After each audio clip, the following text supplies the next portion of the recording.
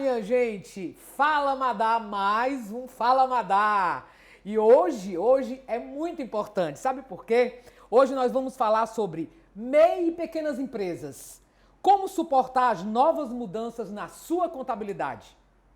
E a nossa convidada, ela é empresária, ela é contadora da Ricardo Urbano Serviços Contábeis, profissional com vasto conhecimento nas áreas contábeis, tributária, trabalhista e financeira de grandes empresas nacionais e multinacionais. Experiência na implantação de políticas e rotinas internas, além de sistema operacional integrado. De quem eu estou falando? Ricardo Urbano, que prazer! Que prazer estar com você aqui. Se quiser se apresentar para o nosso público, pode se apresentar, Ricardo. Olha, Madalena, é uma honra estar aqui. Primeiro eu quero agradecer, assim, a sua energia é assim acolhedora e como a gente está precisando de pessoas que sejam sol na nossa vida, como você realmente é sol na minha vida e com certeza é sol na vida de muitas pessoas que estão nos assistindo agora, né? Então, assim, primeiro eu quero agradecer e quero fazer um agradecimento especial a você, aos meus colaboradores, Isso. a minha sócia, Maria Benedita, que eu sempre digo que não tem sócia melhor no mundo do que ela, que só tem uma regra com ela, que eu não posso me envolver em nada que não seja 100% legal, né? E também a todos os meus colaboradores, porque eles são minhas pernas, meus braços e assim, são tudo. Sem eles, são verdadeiros anjos na minha vida. E é uma honra estar aqui hoje para falar de MEI e falar de pequenas empresas. E como é importante as pessoas se regularizarem. Porque a tributação na sua pessoa física, ou até mesmo sem você conseguir ter a origem das tuas receitas, isso pode ser um complicador futuramente. Com certeza, será um prazer. Gente, só reforçando, MEI e pequenos empresários, como suportar as novas mudanças na sua contabilidade? Aí eu peguei e fiz uma busca, né? E tem algumas perguntas de algumas pessoas que estavam nos perguntando.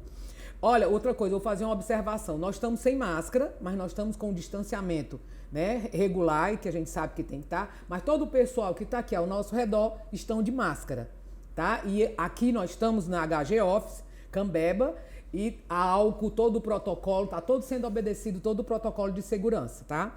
Então vamos lá, Ricardo, para a primeira pergunta. O que é o MEI e quais são as suas restrições e vantagens? Olha, o MEI, assim, eu confesso que eu tenho um amor todo especial pelo MEI.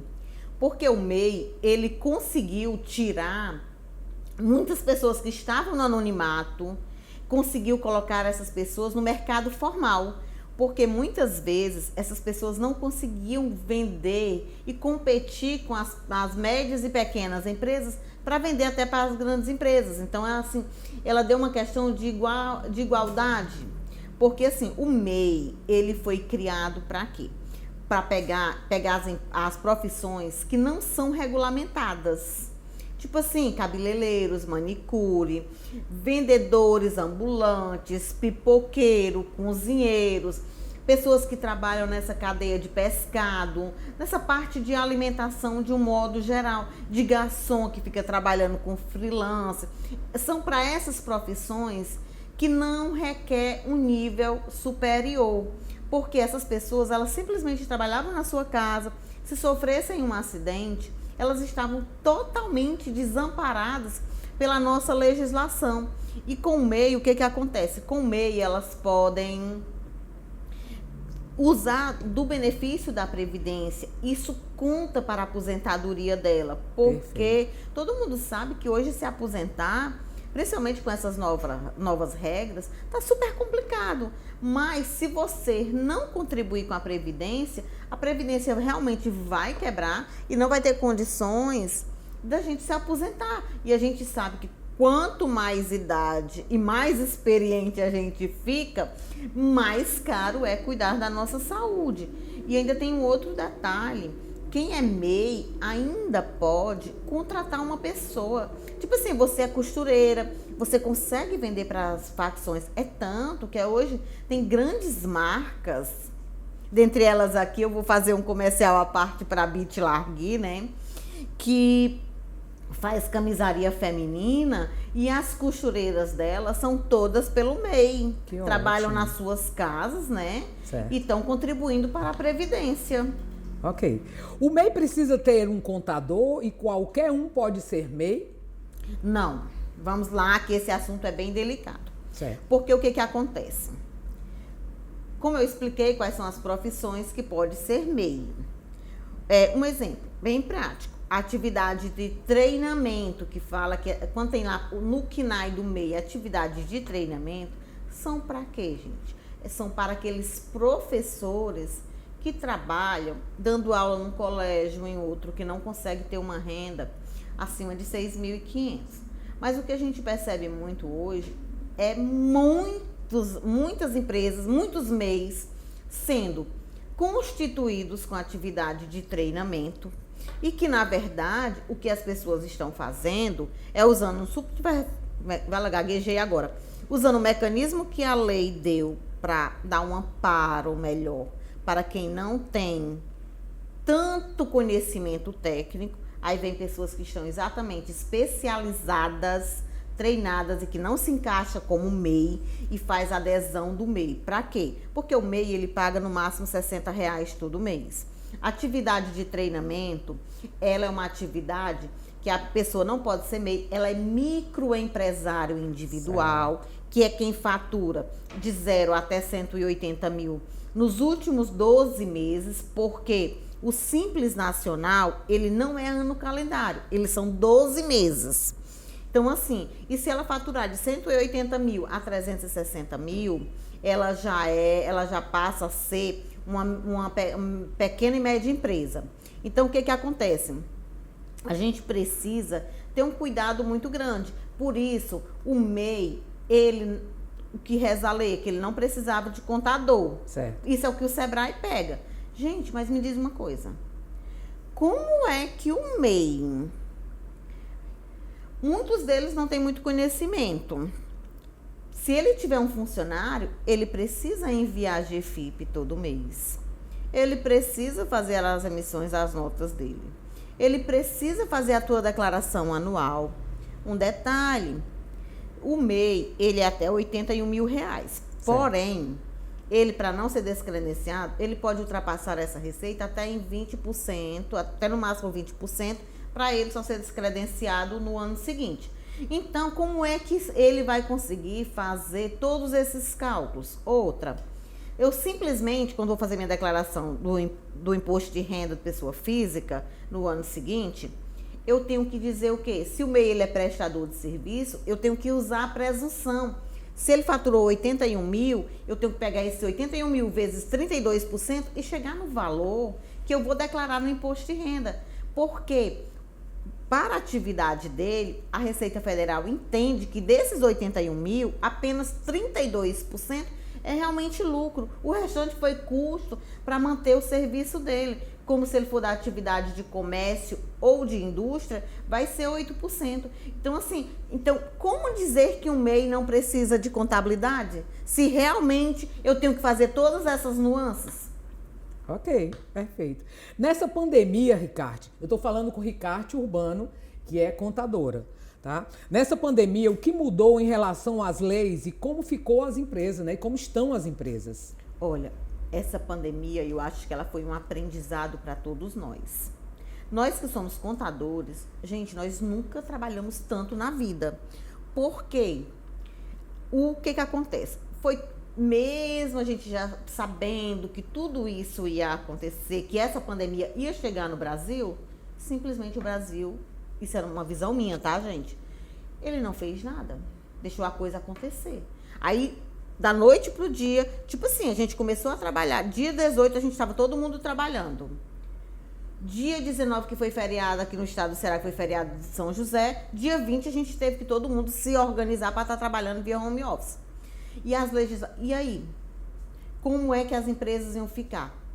Alguém tinha que ajudar com esse custo, porque a empresa não adianta, gente. Os MEIs e pequenos e médios empresários, eles não têm um fluxo de caixa adequado, essa é uma realidade. para poder manter o seu quadro de funcionário em casa por um tempo indeterminado. Então, o governo, através da figura do Rodrigo Maia, que foi um grande idealizador para todas essas leis que aconteceram, para poder a gente se regulamentar, ter redução da jornada de trabalho, ter antecipação de férias e deixar um terço de férias para pagar só juntamente com o 13º. Então, todas essas leis foram criadas hoje e nós, contadores, já tivemos que colocar em prática já amanhã, sem os programas, aquele empregador web para a gente estar informando. Eu ainda tenho um funcionário que recebeu a primeira parcela, quando é na segunda parcela agora da redução e suspensão, está dizendo que a data de nascimento da pessoa não confere. E quando você vai lá e olha, está na receita, está a mesma, você olha lá no SPED.gov, está a mesma coisa. Então, assim, os programas não estavam prontos. E nós, contadores, tivemos que se adequar a essa realidade. Nossa. Porque o nosso cliente, ele precisava disso para sobreviver, para poder manter os empregos. Porque senão, gente, olha, só sendo empresário e estando na linha de frente, como a gente estava, para entender o esforço que cada empresário fez para manter os funcionários empregados e não demitir. Com certeza. Então, assim, a gente está tendo que se reinventar todo o tempo. E o contador, ele foi fundamental nesse momento, porque o empregado, para ele receber a parcela ou da redução ou da suspensão, era 30 dias da data que a gente informava no empregador web. Então, se a gente perdesse esse prazo, atrasava para o empregado, e onde estava uma população doente, como é que ficava sem dinheiro? Ok. Então, assim, foi um papel, assim, fundamental. Muito importante, né, para o pessoal da contabilidade, né? Então, vamos lá. Mais uma pergunta. Em um mundo tão veloz, de mudanças rápidas e instáveis, como as empresas podem fugir desse momento, dessa crise, né? Olha, eu acho o seguinte, que eu não lembro agora quem é que fala muito essa frase, que você pega e transforma a palavra crise em crime. Você tem que se reinventar. A cada dia você tem que procurar ver o que você pode melhorar e otimizar no seu negócio. Até porque, quando eu acho que eu estava me formando, eu já escutava que a profissão de contabilidade ela ia ser extinta. E muito pelo contrário. Eu acho que a cada dia ela vai se reinventando. Ótimo. Porque hoje nós contadores, a gente está fazendo muito o quê?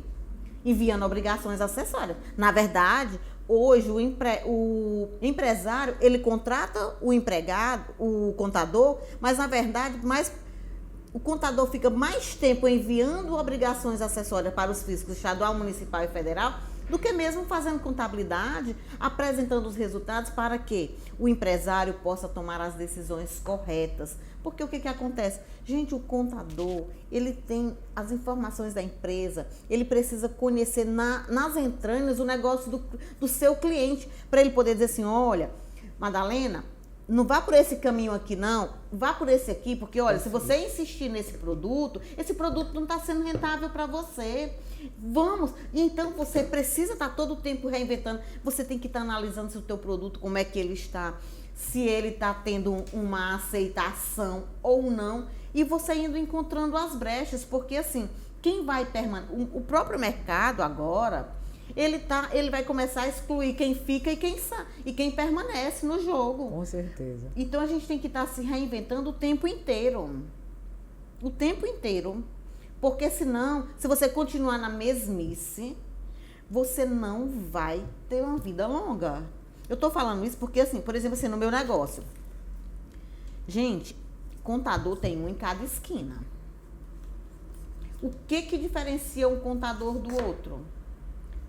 É a forma como ele lida com o cliente, são as suas entregas, é o envolvimento da sua equipe.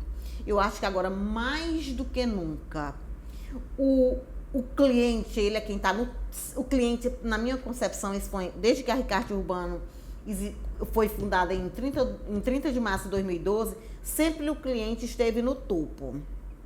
E eu estou bem aqui embaixo, no final da cadeia, eu como sócia fundadora. Por quê? Gente, se o meu cliente não estiver satisfeito com a minha entrega, o meu envolvimento com a empresa dele, porque a Ricardo Urbano hoje, ela atende MEI ao macro. para mim, eu não trato um cliente diferente do outro. Porque o MEI, para ele, aquele MEI é grande. E o que é macro é grande. Se eu for olhar só para quanto aquele meu cliente está me pagando, eu vou ter entregas diferenciadas. E eu vou ser bem sincera, quem contrata a Ricardo, eu acho que eu sou uma contadora que eu fujo de muitos padrões. Quem me conhece sabe que eu não sou muito formal, porque eu gosto de gente, acima de tudo, de amar a contabilidade, amar os números. Perfeito. O que eu mais gosto é de gente.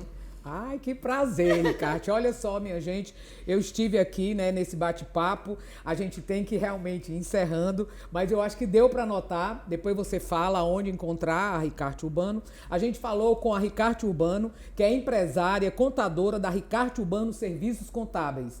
Foi um prazer muito grande e nós falamos sobre MEI e pequenos empresários, como suportar as novas mudanças na sua contabilidade. A gente só tem que agradecer, Ricardo, se você quiser dar mais alguma coisa, informar, quando as pessoas podem lhe procurar. Nós estamos, a nossa sede fica na Rua Monsenhor Bruno, número 1153.